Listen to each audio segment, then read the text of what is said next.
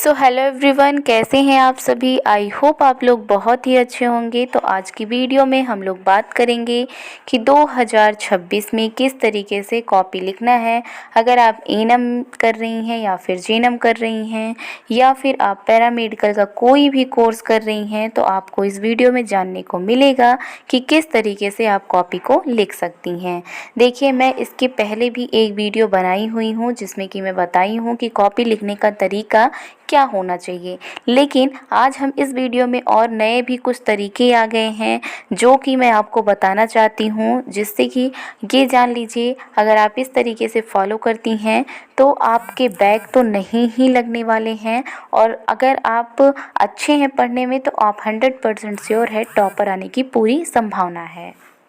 कि आपके number back आ गए, मतलब एग्ज़ाम में आपका बैक लग गया। अगर आप थोड़ा भी पढ़े हैं, कितना भी पढ़े हैं, तो हर तरीके से आपके लिए ये हेल्पफुल वीडियो रहने वाली है। तो जैसा कि कुछ टॉपिक्स मैंने लिखे हुए हैं, आज हम इन टॉपिक्स को जानेंगे।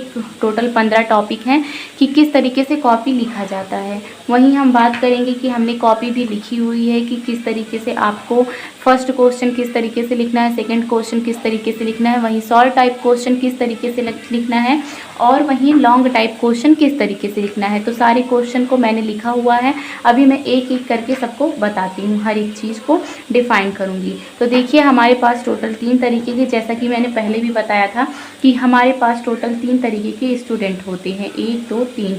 तो पहले वो स्टूडेंट होते हैं जो कि टॉपर होते हैं, मतलब जिनका सपना होता है कि मुझे टॉपर बनना ही बनना है किसी भी हालत में, है ना। मतलब उनको कहीं से भी कुछ पूछो तो उनका 90% पूरा कोर्स कंप्लीट रहता है। वो सारी चीज़ें तैयार करके रखते हैं। एक आते हैं कि एवरेज वाले जो स्टूडेंट होते हैं उनका क्या रहता है, वो बेचारे पढ़ते तो बहुत हैं लेकिन पेपर टाइम में वो अगर 100% पढ़े हैं तो उसका वो 50% ही एग्ज़ाम टाइम में दे पाते हैं। उनको जो चीज़ें होती हैं वो भूल जाती हैं। और एक स्टूडेंट ऐसे होते हैं जो कि हम कह सकते हैं जो बिल्कुल वीक होते हैं, मतलब वो पढ़ने की कोशिश करते हैं या फिर कोई और कोर्स करते रहते हैं या फिर कुछ भी रीजंस हो सकता है। तो इनकी पढ़ाई मात्र 10% रहती है। लेकिन इनका भी ये रहता है कि इनको ये रहता है कि हम बस पास हो जाएं, वही बहुत बड़ी बात है। टॉपर्स का सपना रहता है कि मुझे टॉपर आना है, 99% लाना है। वहीं एवरेज स्टूडेंट की बात करें तो ये भी लगभग 80% तक अपना सपना सोच के रखा रहता है कि मुझे भी 80% तक गेन करना है। तो आज मैं इन सब के बारे में बताऊंगी कि अगर आप इन तीनों कैटेगरी में आते हैं तो आप तीनों लोगों के लिए ये वीडियो हेल्पफुल रहने वाली है। तो चलिए बात करते हैं। सबसे पहले हम बात करेंगे उन लोगों की जो कि वीक स्टूडेंट है, ठीक। तो देखिए, वीक स्टूडेंट की पहले मैं कॉपी लिखने का तरीका आपको बता देती हूँ, उसके बाद लास्ट में हम चर्चा करेंगे कि ये तीनों स्टूडेंट किस तरीके से क्या करेंगे जिससे उनका नंबर गेन होगा। सबसे पहले हम कॉपी लिखने का एक नॉर्मल जो भी स्टूडेंट है वो पहले जान ले कि कॉपी किस तरीके से लिखा जाता है। अच्छा, हमें कॉपी लिखने के तरीके से पहले एक चीज़ आपको बताना चाहूँगी। थोड़ी वीडियो लॉन्ग होगी लेकिन आप लोग ध्यान से सुनिएगा। देखिए, मैं ग्रेजुएशन फर्स्ट ईयर में थी तो मेरा उस टाइम पे नर्सिंग का भी चल रहा था। तो मेरा ये था कि मुझे नर्सिंग में अच्छे नंबर गेन करने हैं। बाकी ग्रेजुएशन में मेरे कितने भी नंबर आए मुझे वो मैटर नहीं करता, मुझे बस ग्रेजुएशन एक डिग्री के लिए चाहिए था। बाकी मुझे नर्सिंग में ज़्यादा नंबर चाहिए थे। तो मैंने नर्सिंग की पढ़ाई अच्छे से की थी, ठीक। ये मैं बात बता रही हूँ कि अगर आप मतलब किसी भी फील्ड में हो, ग्रेजुएशन मतलब मैं ग्रेजुएशन का एग्जाम्पल दे रही हूँ। तो देखिए, मैं सेकेंड ईयर में जब थी यहाँ पे नर्सिंग में, तो उधर मैं ग्रेजुएशन मेरा फर्स्ट ईयर तक चल रहा था। तो क्या हुआ कि मैं पढ़ के बिल्कुल भी नहीं गई थी ग्रेजुएशन में, क्योंकि मैं पढ़ नहीं पाई थी। तो ऐसे ही एक हफ्ते मैं इतना ही पढ़ती हूँ ग्रेजुएशन में, एक हफ्ते 4 दिन ऐसे ही। बाकी क्या हुआ कि मेरे वहाँ पे 88% नंबर आए और जो बाकी वहाँ की लड़कियाँ थीं उनके भाई साहब उनके 80% भी नहीं नंबर आ पाए। बहुत लड़कियाँ बैक भी बहुत लोगों का लग गया। तो ये मैं इसलिए बताना चाह रही हूँ कि और मैं कभी भी स्कूल में एक भी दिन नहीं गई थी और गई थी बस लास्ट डे वही एग्ज़ाम देने, और मैं एक हफ्ते की पढ़ाई में मेरे 88% नंबर आ गए। अब मैं बात करती हूँ जब मैं फर्स्ट ईयर में थी। अब आप लोग कहेंगे हाँ फर्स्ट ईयर में क्या था, तो जब मैं फर्स्ट ईयर में थी तब मुझे कॉपी लिखने का तरीका नहीं पता था कि किस तरीके से कॉपी लिखा जाता है। उस टाइम क्या हुआ मेरे साथ, मैंने पढ़ाई 100% वाला किया, 100% मैंने पढ़ा वहाँ पे, लेकिन मेरे, आप सुन के भी शॉक्ड हो जाएंगे कि मेरे जो फर्स्ट ईयर में नंबर बने थे वो मेरे बस 81% बने थे अभी। और वहीं जब मैं सेकेंड ईयर में पहुँची, आप सोचिए मुझे कॉपी लिखने का तरीका, मेरी पढ़ाई तब भी 100% थी और सेकेंड ईयर में भी मेरी पढ़ाई 100% थी, लेकिन मेरी सेकेंड ईयर में जो मेरे मार्क्स आए थे वो 91% मार्क्स आए थे। मतलब आप यहाँ से यहाँ का डिफरेंस देख सकते हैं, पूरा टोटल 10% का डिफरेंस है। तो मैं इसी चीज़ को, आप, मैंने जो रियलाइज़ किया है नर्सिंग में, वो मैं आपको अनुभव शेयर करूँगी कि मेरी क्या वजह थी जो कि मुझे यहाँ पे फर्स्ट ईयर में 81% मार्क्स मिले और वहीं मेरे सेकेंड ईयर में 91% मार्क्स मिल गए। और ये नहीं है कि मुझे प्रैक्टिकल में नंबर मिला था ज़्यादा, मुझे थ्योरी में नंबर, जो यहाँ पे जो मेरी थ्योरी वाला पोर्शन था उसमें मेरे ज़्यादा नंबर मिले थे। किसी दिन आपको मैं अपना रिजल्ट भी दिखा दूँगी। तो वही चीज़ें हैं, मैं आप लोगों को सोच रही हूँ आप सबके साथ में शेयर करूँ, क्योंकि भाई देखिए, अगर कोई भी माँ बाप पढ़ाते हैं तो ये नहीं चाहते कि बैक आए, और बैक लगने का मतलब ये होता है फिर हम लोग भी डिमोटिवेट हो जाते हैं कि जब हमारा यहाँ पे बैक लग रहा है तो फिर आगे हम एग्ज़ाम जो कंपटीशन का होगा उसमें क्या ही कर पाएंगे ना। इसलिए अब देखिए, मैं सबसे पहले बताती हूँ आपको कि किस तरीके से आपको कॉपी लिखना है। तो देखिए, सबसे पहले हमारे पास जो क्वेश्चन रहता है ना, वो रहता है कि 15 नंबर की। पहले स्टार्टिंग में जो क्वेश्चन आते हैं वो 15 नंबर के रहते हैं। उसमें से ये है कि 15 नंबर का जो क्वेश्चन रहता है उसमें रहता है कि ये फिल इन द ब्लैंक्स रहता है। 5 क्वेश्चन तो फिल इन द ब्लैंक्स के रहते हैं, और 5 क्वेश्चन जो रॉन्ग राइट ये सब लिखना रहता है, इसके क्वेश्चन रहते हैं। और जो 5 क्वेश्चन रहते हैं वो भी क्या, फिल इन द, वो मैच द फॉलोइंग शायद रहता है, हाँ मैच द फॉलोइंग रहता है, ठीक है। तो उसमें आपको इस तरीके से लिखना है। देखिए किस तरीके से लिखना है मैं उसको बताती हूँ। सॉरी, देखिए जो ये मैच द फॉलोइंग कभी कभी दे देता है और कभी कभी ऑब्जेक्टिव टाइप दे देता है, ठीक है। तो आपको देखिए क्वेश्चन नहीं उतारना, अगर आप क्वेश्चन उतारने के चक्कर में पड़ जाएंगे तो काफ़ी ज़्यादा अपना टाइम लॉस करेंगे और आपको उतने ही घंटे में पूरा क्वेश्चन भी कवर करना रहता है। तो सबसे पहले आपको आंसर नंबर, देखिए जो पहले क्वेश्चन, आपको सबसे पहले तो आपको ये डिसाइड करना है कि मुझे ये 15 नंबर के जो क्वेश्चन दिए हुए हैं वो 15 नंबर के क्वेश्चन मुझे आ रहे हैं या फिर नहीं। अगर नहीं आ रहे हैं तो तुरंत इसको स्किप करिए, और आपको अगर शॉर्ट टाइप में कोई क्वेश्चन अच्छे तरीके से एकदम आ रहा है, आपको लग रहा है कि मैं बिल्कुल अच्छे तरीके से इसको लिख सकती हूँ, तो वो शॉर्ट टाइप का आप क्वेश्चन उठा लीजिए। भले ही उसमें से एक ही क्वेश्चन आपको शॉर्ट टाइप में आ रहा है, जैसे कि शॉर्ट टाइप में भी रहता है ना कि 6 क्वेश्चन दिया रहता है, उसमें से 4 क्वेश्चन आपको करने रहते हैं। अब इस 4 में से जो 6 क्वेश्चन है इसमें से बस आपको 1 क्वेश्चन आ रहा है, तो आपको क्या करना है, यही 1 क्वेश्चन ही सबसे पहले डाल के लिख देना है, क्योंकि जो एग्जामिनर होता है उसके ऊपर जो फर्स्ट इम्प्रेशन पड़ता है ना वो अच्छा पड़ना चाहिए। उसी तरीके से अगर मान लीजिए आपको शॉर्ट टाइप में भी नहीं आ रहा, लॉन्ग टाइप में पहला क्वेश्चन, कोई क्वेश्चन ऐसा है कि जो कि आपको बहुत अच्छे तरीके से आ रहा है, तो आप लॉन्ग टाइप ही फर्स्ट पेज में डालिए। ये नहीं कि अगर क्वेश्चन स्टार्टिंग हुआ है फिल इन द ब्लैंक से तो आपको यहीं से करना है। आप ये देखिए कि आपको कौन से क्वेश्चन आ रहे हैं, ठीक। तो ये सबसे पहले मेन इम्पॉर्टेंट है। अब अगर जैसे कि हम मान लेते हैं कि आपको, अगर मान लो ये 5 क्वेश्चन मतलब इसमें आ रहा है, ये 15 नंबर का क्वेश्चन है, इसको आपको बहुत अच्छे तरीके से आ रहा है, तो आपको क्या करना है, डालना है इसी तरीके से जैसे मैं डाली हूँ। ये नहीं कि ये गलत सही वाला काम नहीं करना है, ये पुराना ज़माना हो गया, इससे नंबर नहीं मिलते हैं। ये सही, ये रॉन्ग राइट ये लिखना है, और जो भी जैसे कि ये ऑब्जेक्टिव टाइप क्वेश्चन है तो उसके आंसर लिखने हैं, ठीक है। इसी तरीके से आप देख सकते हैं कि आंसर एक डिक्टो आप इसी तरीके से लिखेंगे, ठीक है, बहुत अच्छा नंबर मिलेगा, यकीन मानिए। डिक्टो ऐसे ही लिखना है। आंसर नंबर 1 आपने डालना, 1.1 1.2 ऐसे ऐसे डाल के फिर बीच में 2 लाइन का गैप करना है, 2-3 लाइन का। मतलब आपको ऐसा करना है कि एक पेज में ये सारे 15 को जितने भी 15 नंबर के क्वेश्चन हैं वो सारे एक पेज में आ जाए, ठीक। आपने ये काम कर दिया। अब हम बात आते हैं जैसे कि अगर जो ये तो हम कहेंगे कि टॉपर स्टूडेंट जो होगा उसको ही ये 15 नंबर के क्वेश्चन याद होंगे। बाकी जो एवरेज स्टूडेंट होगा और जो जिसने नहीं पढ़ाई किया है वो इस 15 नंबर के क्वेश्चन को स्किप करके आप लास्ट में डालो, ठीक है। जैसे कि और ये नहीं करना है कि हाँ आंसर नंबर फर्स्ट आपने डाल दिया तो इसमें से अगर आपको 5 क्वेश्चन आ रहे हैं तो फिर यहाँ से आप करो सॉर्ट टाइप क्वेश्चन डालो। ये तो बिल्कुल काम नहीं करना है कि हाँ यहाँ इतना डालो। ये ऐसा करना है कि 15 नंबर के जो क्वेश्चन आ रहे हैं वो एक ही पेज में आए, ठीक है, ये काम करना आप लोग। अब जो एवरेज स्टूडेंट है और जो बिल्कुल नहीं पढ़ा है उन लोगों को मुझे पता है कि ये 15 नंबर के क्वेश्चन में उनको जो एवरेज स्टूडेंट है उसको 6-7 क्वेश्चन आते होंगे और जो बिल्कुल भी नहीं पढ़ा है उसको तो क्वेश्चन आएंगे ही नहीं। तो आप लोग को क्या करना है, ये क्वेश्चन लास्ट में लिखना है, शॉर्ट टाइप के क्वेश्चन या फिर लॉन्ग टाइप के क्वेश्चन उठाकर पहले लिख देने हैं। अब देखिए हम बात करते हैं कि शॉर्ट टाइप क्वेश्चन में वो किस तरीके से लिखना है। अभी हम बात करेंगे कि टॉपर स्टूडेंट और इन लोगों को किस तरीके से क्या लिखना है। तो इनको देखिए आंसर नंबर, जैसे कि इनको पहला वाला क्वेश्चन नहीं आ रहा है, अब उसमें चौथा वाला इनको क्वेश्चन आ रहा है तो आपको चौथा वाला ही डाल के लिखना है, ठीक।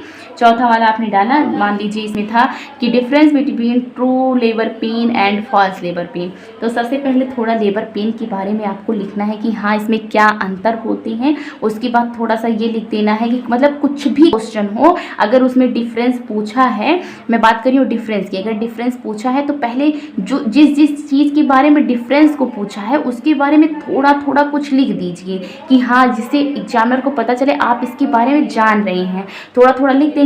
तो ठीक है, आप यहाँ थोड़ा सा इसके बारे में लिख दिए, थोड़ा सा यहाँ लिख दिए। अब मान लीजिए इसके बाद आपको नहीं आ रहा है कि हम अब क्या लिखें, तो जो मुझे आता था हम यहाँ ही लिख दिए, अब हम नीचे इसमें डिफरेंस में क्या लिखें। तो जैसे कि आप डिफरेंस में भी वही लिख दीजिए, ऐसा नहीं है कि हाँ आपको कहीं दूसरे जगह से लेकर आना, नहीं याद है, जैसे अगर याद है तब तो अच्छी बात है, और अगर नहीं याद है तो डिफरेंस में थोड़ा ऐसे करके ऐसे इसमें या फिर बीच में ऐसे लाइन खींच देना है, ठीक है।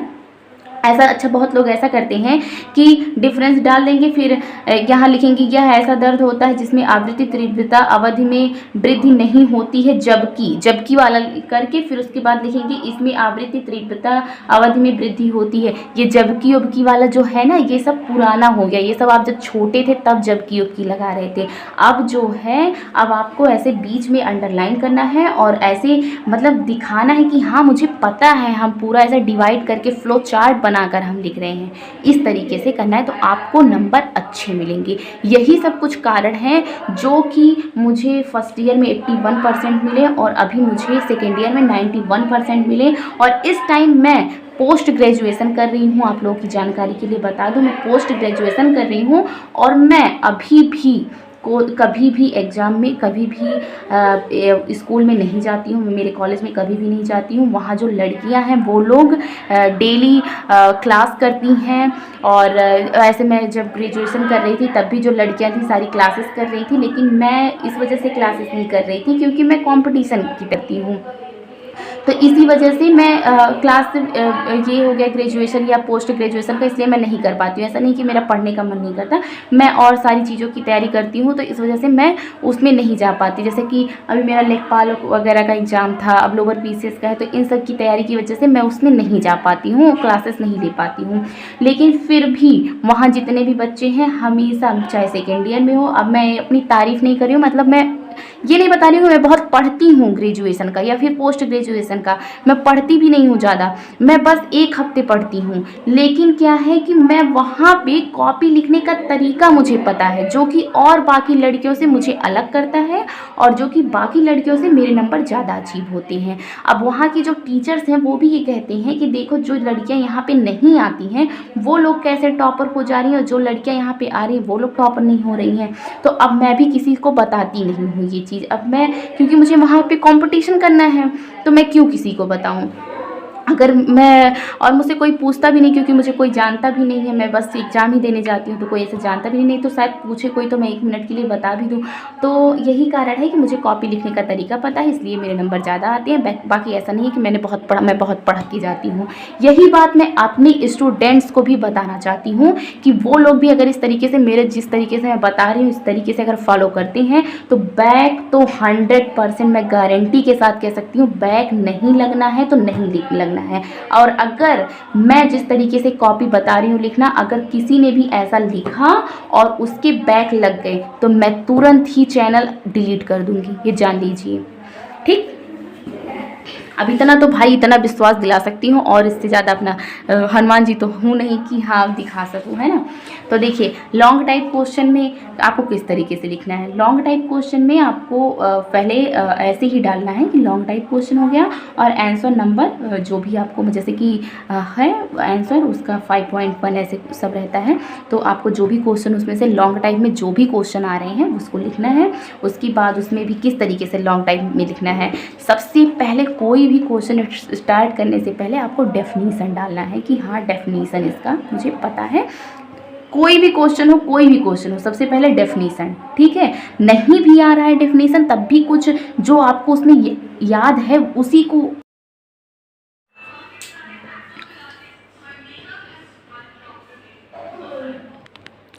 तो देखिए लॉन्ग टाइप में सबसे पहले आपने जाना कि सबसे पहले क्या लिखना है कि डेफिनीशन लिखना है, ठीक है। सबसे पहले आपको डेफिनीशन डालना है। उसके बाद जैसे कि मान लीजिए प्यूपेरियल सेप्सिस मतलब किसी के भी बारे में आया हुआ है तो उसके बाद आपको डेफिनीशन से स्टार्ट करना है।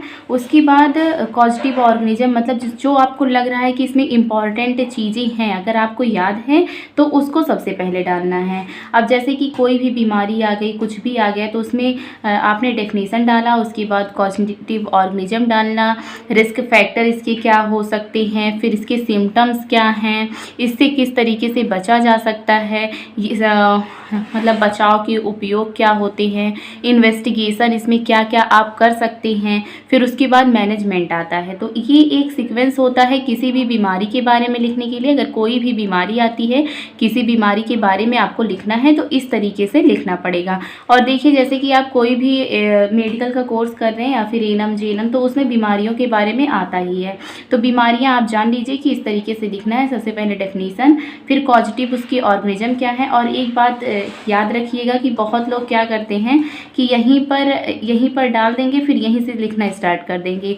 लेकिन जैसे कि आप डेफिनेशन लिखें तो एक लाइन छोड़ दो जिससे कि जो वो एग्जामिनर है उसको पता चले कि हाँ आपने क्या दूसरा चीज़ इसमें ऐड किया है। अब देखिए मेरी कॉपी आपको अगर ऐसे देखेंगे ना आप तो देखने से ही लग जा रहा है कि हाँ अट्रैक्टिव है, और मतलब आप देखेंगे तब भी पता चल जाएगा कि हाँ आपने यहाँ चीज़ें मतलब मैं अदर चीज़ें लिख रही हूँ। बहुत लोग क्या करते हैं कि लिखते तो हैं वो भी ऐसे इसी सीक्वेंस में लिखते हैं लेकिन बीच में लाइन नहीं छोड़ेंगे, यहीं से स्टार्ट कर देंगे। तो ऐसे एग्जामिनर नहीं देख पाता है, उसको लगता है कि उसी सब में लिखा है, तो इसी वजह से नंबर कम हो जाते हैं। और देखिए आपको पॉइंट बनाकर लिखना है। कोई भी चीज़ आप लिखो तो पॉइंट, जैसे पॉइंट में हो गया 1 2 3, तो इससे और ज़्यादा अट्रैक्टिव लगती है कॉपी और काफ़ी अच्छा नंबर मिलने के चांसेस रहते हैं। जैसा कि मैंने बताया कि मेरी क्लास में एक लड़की थी, वो पढ़ने में बहुत ज़्यादा अच्छी नहीं थी, लेकिन उसके मैं जब फर्स्ट ईयर में थी तो मुझसे ज़्यादा नंबर आए थे और उतनी पढ़ने में खास भी नहीं थी और वही टॉपर हुई थी। सेकेंड टॉपर वो थी, फर्स्ट टॉपर एक दूसरी लड़की है, मेरा नाम थर्ड में था। तो जो फर्स्ट ईयर में वो लड़की बहुत अच्छा, वो कॉपी उसको लिखने का तरीका बहुत अच्छे तरीके से पता था, इस वजह से उसको ना आते हुए भी क्वेश्चन उसने बहुत अच्छे नंबर गेन किए थे। और अभी वही जब क्वेश्चन हम लोग उससे पूछ रहे थे तो वो आंसर नहीं बता पा रही थी, लेकिन उसको याद वो थोड़ा ही करती थी लेकिन उसको लिखने का तरीका पता होता है और था। तो अच्छा ऐसा भी होता है कि बहुत लोग कहते हैं कि हैंड राइटिंग, तो हैंड राइटिंग जिसकी नहीं अच्छी है, जिसकी अच्छी है उसके लिए तो सही है, और लेकिन जिसकी नहीं हैंड राइटिंग अच्छी है, अगर आप कॉपी को अट्रैक्टिव बनाते हैं तो आपकी हैंड राइटिंग एक साइड हो जाती है, लेकिन कॉपी अगर अट्रैक्टिव है, कॉपी में आपने हर एक चीज़ अच्छे से डिफाइन करके लिखा है तो वो ज़्यादा अच्छा हो जाता है। ठीक है, तो आपने जाना। देखिए और एक चीज़ मैं बता रही हूँ, जैसे कि अगर आप यहाँ 15 नंबर के क्वेश्चन लिख रहे हैं तो एक ही में पेज में लिखना है, और अगर जैसे कि आप सॉल्व टाइप क्वेश्चन स्टार्ट किए हैं तो ऊपर एक ये भी डाल दो कि ये सॉल्व टाइप है, जिससे एग्जामिनर को पता चल जाए कि आप 5 नंबर ही इसमें मुझे देना है। अगर ऊपर आप डाल देते हैं तो काफ़ी अच्छा रहेगा। बहुत लोग नहीं डालते हैं, सेक्शन डालते हैं, तो सेक्शन मैं तो यही कहूँगी सेक्शन डालने से मतलब सेक्शन अगर डालना है तो सेक्शन भी यहीं बीच में ब्रैकेट में डाल सकते हो, लेकिन ये सॉल्व टाइप डालना बिल्कुल भी मत भूलना। वही बात करें कि लॉन्ग टाइप की, जब आप स्टार्ट करो लॉन्ग टाइप को लिखना तो लॉन्ग टाइप में आप यहाँ डालो, और सेक्शन अगर सेक्शन सी ये रहता है वैसे तो सेक्शन सी डाल सकते हो, लेकिन ये डालना मत भूलना। इससे एग्जामिनर को ज़्यादा इधर उधर नहीं जाना पड़ेगा, उसको पता हो जाएगा कि हाँ मुझे इसमें 10 नंबर देने हैं। अब देखिए मैं कुछ और पॉइंट्स लिखी हूँ जो कि आप लोगों को अच्छे तरीके से मैं बताना चाहती हूँ। सबसे पहले है कि पेज क्लियर साफ हो।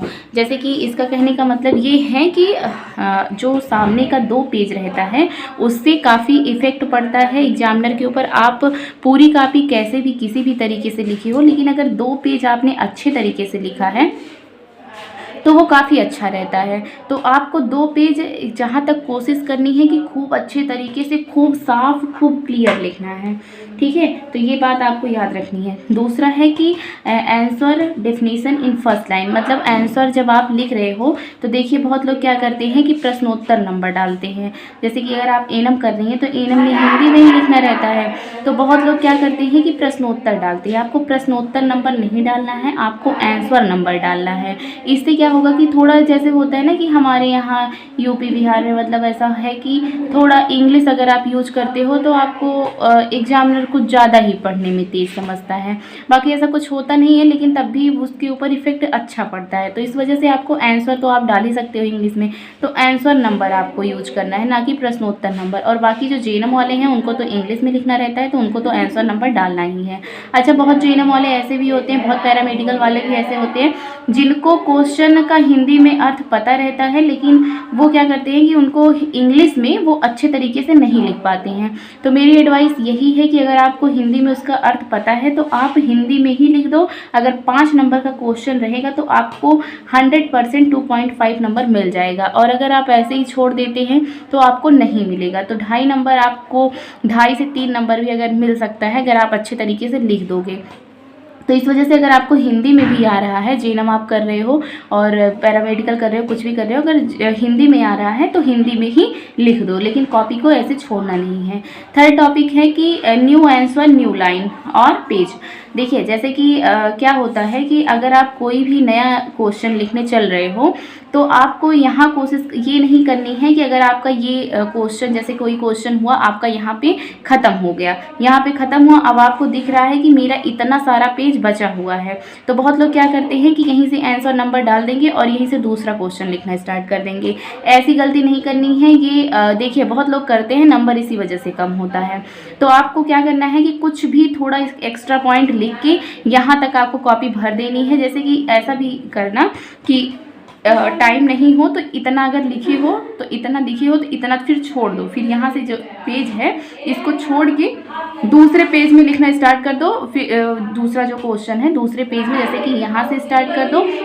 बाद में अगर टाइम मिलता है तो यहाँ पे लिखो, और अगर नहीं टाइम मिलता है तो इसको मैं एक सिंबल बता रही हूँ, जैसे कि एंडिंग का सिंबल होता है लास्ट में वो काम ये ऐसे ऐसे कर देना, जिससे एग्जामिनर को पता चल जाए कि ये आपका जो है ख़त्म हो गया है। यहाँ पे मतलब कुछ भी आप इस तरीके से भी बहुत लोग बनाते हैं, कुछ भी आप बना सकते हो कि मतलब एक एंडिंग सिंबल दिखाना है। और ये ऐसा करना है कि एंडिंग सिंबल बाहर से काफ़ी ज़्यादा नॉइज़ आ रही है, तो देखिए आपको एंडिंग पॉइंट पे मतलब एंड में कुछ ना कुछ ऐसे कर देना है जिससे लगे कि हाँ एंड हो गया है, ठीक है। और जैसे नया क्वेश्चन है तो नए पेज से ही स्टार्ट करना है, कोशिश यही करनी है कुछ भी हो। जैसे कि ये बहुत लोग का होता है कि 2 लाइन यहाँ पे आ जाता है ना कि 2 लाइन, तो ये 2 लाइन मत ही लिखो यार, क्या ही मतलब है। जैसे कि 2 लाइन है तो 2 लाइन आ रहा है, अब आपका पूरा पेज छूट रहा है। तो अगर आपको लग रहा है कि 2 ही लाइन, जैसे आपको आंसर तो पता रहता है कि मुझे इतना ही लिखना है, मुझे इतनी ही चीज़ें याद हैं, तो अगर 2 ही लाइन लिखना है तो फिर इसी वाले पेज में वहीं एडजस्ट कर दो, फिर दूसरे पेज को बर्बाद मत करो, यहाँ से क्वेश्चन दूसरा लिखना स्टार्ट कर दो, ठीक है। ये है हमारा तीसरा टिप्स। अच्छा, चौथा टिप्स हमारा क्या है कि कीवर्ड्स को अंडरलाइन करना है। इसका मतलब क्या है, जैसे कि कहीं पे हो गया आप लिख रहे हो कि माइक्रो बैक्टीरिया का नाम है तो उसको अंडरलाइन कर देना है। किसी वैज्ञानिक का नाम लिख रहे हो, WHO लिख रहे हो, यूनिसेफ के अकॉर्डिंग लिख रहे हो, तो ये सब जो होते हैं ये सब कीवर्ड्स होते हैं, तो इनको क्या करना है वहाँ पे अंडरलाइन कर देना है, जिससे कि एग्जामिनर को पता चल जाए। और जैसे कि अगर टाइम नहीं है, लग रहा है कि हाँ टाइम बहुत कम है, तो उसी पेन से लिखते चले जाओ, जैसे ब्लू वाले पेन से ही लिखते चले जाओ और उसके बाद में आप अंडरलाइन कर देना। लेकिन और अगर टाइम है, आपको लग रहा है, तो उस जो कीवर्ड्स है उसको ब्लैक पेन से लिखो। बाकी सारे क्वेश्चन ब्लू से लिख रहे हो और उसको ब्लैक से लिख के अंडरलाइन भी कर देना है, ठीक है। और पांचवा हमारा है कि लॉन्ग पैराग्राफ या पॉइंट्स। तो देखिए मेरा सजेशन ये है कि बहुत लोग क्या करते हैं, लॉन्ग जैसे कि होगा ना, यहाँ अब देखिए मेरी कॉपी देखिए, आपको कहीं भी लॉन्ग पैराग्राफ नहीं मिल रहा है। जैसे कि मैं क्या की हूँ, 4 पॉइंट्स, फिर यहाँ पे 4 पॉइंट्स, ऐसे लिख लिख के ऐसे क्या होगा कि अगर आप इस तरीके से लिखेंगे आपका टाइम भी कम लगेगा। थोड़ा थोड़ा देखिए लिखना है, बहुत ज़्यादा लिखना भी नहीं। ऐसे पॉइंट बना के लिखने में आपको टाइम भी, आप सारे क्वेश्चन भी अटैम्प्ट कर ले जाओगे और अच्छे तरीके से लिख ले जाओगे। और अगर देखिए यहाँ मान लीजिए यहाँ तो पैराग्राफ मुझे लिखना ही था, तो इस तरीके से अगर आप पैराग्राफ बनाकर लिखते हो पूरे क्वेश्चन में, तो आप खुद सोचो आपको बहुत ज़्यादा लिखना भी पड़ेगा और टाइम भी नहीं आपका मैनेज हो पाएगा। और तीसरी चीज़ ये भी है, काफ़ी अट्रैक्टिव नहीं लिखेगी। पैराग्राफ अगर बनाकर लिखते हो तो पैराग्राफ स्टोरी इतना कोई पढ़ने नहीं बैठता है। अब देखिए मेरी कॉपी क्या है कि मैं थोड़े थोड़े दूर में देखिए आपको लग रहा है कि हाँ न्यू चीज़ें मिल रही हैं, अच्छा ये नया चीज़ कुछ लिखा है। अब ये देखिए रिस्क फैक्टर मतलब कुछ नया चीज़ है, तो ऐसे होगा कि एग्जामिनर को लगेगा कि हाँ इसके अंदर भाई टैलेंट तो है, ये पढ़ने में तेज बच्चा है। आप पढ़ने में तेज रहो या ना रहो, उस टाइम 3 घंटे में आप कॉपी में क्या सजाते हो वो मैटर करता है। आप कितने भी नालायक रहो, पढ़ने में 10% पढ़ाई करे रहो, कॉपी सजा दिए हो अच्छे तरीके से, तो आप ही एग्जामिनर की निगाह में टॉपर हो। अब देखिए फिर पांचवा हो गया पॉइंट बनाकर लिखना है। अब छठा क्या हो गया कि डायग्राम या फ्लो चार्ट। जैसे कि अगर आपको लगता है कि आपके पास टाइम है तो जो भी क्वेश्चन हो उसमें थोड़ा सा यहाँ पे मतलब ऐसे थोड़े ही छोटे में ही ऐसे अगर आप बॉक्स बनाकर, जैसे कि यहाँ हुआ मान लो, यहाँ आपने कोई भी क्वेश्चन यहाँ पे आप यहाँ पे आंसर लिखो, ठीक है, यहाँ पे आंसर लिख दो। यहाँ पे थोड़ा सा छोटा सा ही बनाकर आपको लग रहा है कि हाँ मैं छोटा सा बना सकती हूँ डायग्राम, तो डायग्राम बना दो, इससे और भी अच्छा नंबर मिलता है। लास्ट 5 मिनट 7 टॉपिक्स है मेरा कि last 5 minute only copy check. तो लास्ट के 5 मिनट क्या करना है कि आपको, जैसे कि जो लोग बहुत लोग क्या करते हैं, लिखते रहते हैं, इधर टीचर्स आ जाते हैं कॉपी छीनने लगते हैं, तब तक वो लिखने में ही बिजी रहते हैं जो लास्ट वाला क्वेश्चन है। लेकिन आप इतना करो कि इतना आपके पास टाइम हो, 5 मिनट एक्स्ट्रा हो, ये मान के चलो कि मेरे पास ये 5 मिनट नहीं है, पहले से ही इतना टाइम मैनेज करके चलना है। तो 5 मिनट में जैसे कि आप देख रहे हो कि जहाँ अंडरलाइन करना है या फिर जहाँ मैंने बताया कि एंडिंग का सिंबल बनाना है या फिर क्वेश्चन नंबर कहीं छूटा है, तो ये सब चीज़ें आप डालने का काम करो। लास्ट के 5 मिनट में आपको कॉपी चेक करना है अपना खुद से। 8वां पॉइंट है कि मेन आंसर या एक्स्ट्रा बकवास। देखिए जो पूछा है लगभग वही चीज़ें लिखने की कोशिश करिए अगर आपको सारी चीज़ें याद हैं तो। जैसे कि बहुत लोग क्या होता है कि बहुत चीज़ें एक्स्ट्रा दूसरे चीज़ों को लिखना स्टार्ट कर देते हैं, तो मेन आंसर लिखने की कोशिश करो। एक्स्ट्रा चीज़ें बकवास लिखने की ज़रूरत नहीं है जो उससे रिलेटेड ही ना हो। हाँ अगर आपने पढ़ाई कम करी है, आपको नहीं पता, अभी मैं ये भी बताऊँगी अब टॉपर किस तरीके से लिखेंगे, कमज़ोर बच्चे किस तरीके से लिखेंगे, उनको भी मैं टिप्स ज़रूर दूँगी लास्ट में। लेकिन अभी पहले ये पॉइंट्स जान लेते हैं। 9वां है कि आपको हेडिंग डालना है सबसे पहले, फिर सब हेडिंग, पॉइंट्स, फॉर्मेट, ये सब आपको पता ही चल गया, ये सब काम करना है। और फिर क्या है कि 10वां हमारा पॉइंट है कि अंडरलाइन ओनली कीवर्ड्स। अच्छा बहुत बच्चे क्या करते हैं कि पूरे मैं देखती हूँ जितना आंसर उनका रहेगा ना पूरे को अंडरलाइन कर देंगे। डेफिनीशन लिखे हैं तो पूरे डेफिनीशन को वो क्या करते हैं कि अंडरलाइन कर देते हैं। ऐसा नहीं करना है, ओनली कीवर्ड्स। मतलब कीवर्ड्स मैंने बताया ना कि वैज्ञानिक का नाम हो गया, किसी संस्था का नाम हो गया, कोई सन आप लिख रहे हो, वो सब हो गया, तो वो सब कीवर्ड्स होते हैं जो इम्पॉर्टेंट लगे आपको कि हाँ मैंने ये इम्पॉर्टेंट अलग से लिखा है, तो उसको ही बस अंडरलाइन करना है, पूरे आंसर को अंडरलाइन नहीं करना है। जैसे कि मेडिकल टर्म को इंग्लिश में, जितने भी मेडिकल टर्म हैं उनको इंग्लिश में लिखने की कोशिश करो। जैसे कि अगर एएनएम वाले हैं, पर्सनली इनको मैं एएनएम वालों को बता रही हूँ कि जितने भी मेडिकल टर्म्स हैं उनको इंग्लिश में अगर आ रहा है तो लिखो, अगर नहीं आ रहा है इंग्लिश तो मत लिखो, फिर गलत इंग्लिश नहीं यूज करना है। और बाकी जेएनएम और पैरामेडिकल वाले उनको तो भाई इंग्लिश में ही लिखना है, तो उनकी कोई बात ही नहीं है।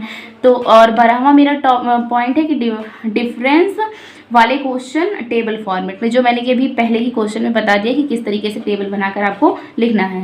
13वां टॉपिक है कि स्टेप प्रोसीजर को नंबरिंग करना है। मतलब जैसे कि जो मैंने अभी बताया कि क्वेश्चन किस तरीके से लिखना है, स्टेप वाइज लिखना है कि हाँ सबसे पहले जैसे कि कोई बीमारी है तो सबसे पहले क्या आता है, डेफिनीशन आता है, फिर उसके बाद उसकी क्या कारण होते हैं, क्या प्रभाव होते हैं, इसके रिस्क फैक्टर क्या है। तो इस वजह से एक प्रोसीजर के तरीके से लिखना है और नंबरिंग भी करना है। नंबरिंग मतलब पॉइंट वाइज वही बनाकर लिखना है। अगर आपको एग्जाम्पल उसकी कोई भी क्वेश्चन दिया है, उसके एग्जाम्पल्स आपको पता है, तो आपको इसका भी हेडिंग डालना है कि एग्जाम्पल्स, फिर 1 2 3 4 ऐसे करके पॉइंट बनाकर एग्जाम्पल भी ऐड कर देना है। इससे मैं वही बात बता रही हूँ कि नंबर अच्छा मिलता है। 15वां पॉइंट है कि पेज खाली, गलत, पेज फुल सही। जैसे कि अब मैं ये बता रही हूँ, जैसे कि बहुत बच्चे होंगे जिनकी पढ़ाई नहीं होगी और वो किसी भी कारण से भाई पढ़ाई ना हुई हो, तो वो क्या करते हैं कि उनको नहीं आता रहता है तो पेज खाली करके चले आते हैं। पेज खाली नहीं करना है, आपको ये चीज़ें याद रखनी है कि पेज आपका भरा होना चाहिए। चाहे आपको जैसे कि मान लो पूछा है ट्यूबरक्लोसिस के बारे में, आपको कैंसर के बारे में पता है, आपको ट्यूबरक्लोसिस के बारे में नहीं, कुछ भी नहीं पता, आपको कैंसर के बारे में लेकिन पता है, ठीक है, तो आपको क्या करना है, कैंसर के बारे में ही पूरा लिख देना है हर एक चीज़, लेकिन हेडिंग रहे ट्यूबरक्लोसिस की। ये बात देखिए कोई बताता नहीं है, ये मैं बता रही हूँ। और इससे मैंने खुद देखा है कि बहुत बच्चे ऐसा लिखते हैं, नंबर भी मिल जाता है। ये एक आप सोच सकते हैं सीक्रेट वाली बात है। तो अगर जैसे आपको ट्यूबरक्लोसिस के बारे में नहीं आ रहा है तो आपको हेडिंग ट्यूबरक्लोसिस वाला ही डालना है। जैसे कि आप डाल दिए ट्यूबरक्लोसिस के प्रभाव क्या होते हैं, और उसमें आपको कैंसर का पता है तो कैंसर के बारे में लिख दीजिए। इससे एक कॉपी खाली नहीं रहेगी, आपको नंबर मिल जाएगा, यकीन करिए मिल जाएगा, आपका बैग तो नहीं ही लगेगा। देखिए ये जो अगर आपने पढ़ाई नहीं की है तो आप टॉपर का तो सपना देख नहीं रहे हैं, आप बस इतना आपका ये टारगेट है कि मैं बैग मेरा ना लगे, तो बस इतना सपना है ना, तो बस वही करना है, कॉपी खाली नहीं रखनी है। और जो भी पहले अगर कोई भी क्वेश्चन कुछ भी याद हो तो उसको सबसे पहले लिखना है। अगर आप बिल्कुल भी पढ़ाई नहीं की है, 10% पढ़ाई की है, 2-4 दिन वाले पढ़ाई करने वाले हैं, यही काम करना है। और जेनम में हो, इंग्लिश नहीं आ रही है तो हिंदी में ही पूरा छाप देना है, लेकिन छापना मतलब पूरा लिखना ज़रूर है। और जैसे मैं कॉपी लिखने का तरीका बता रही हूँ, इसी तरीके से नहीं भी पढ़े हो, कुछ भी याद है, जो भी याद है आपको उस सब्जेक्ट से रिलेटेड, हेडिंग उसका डालो और लिखो, जो आपको याद है वो चीज़ें लिखो।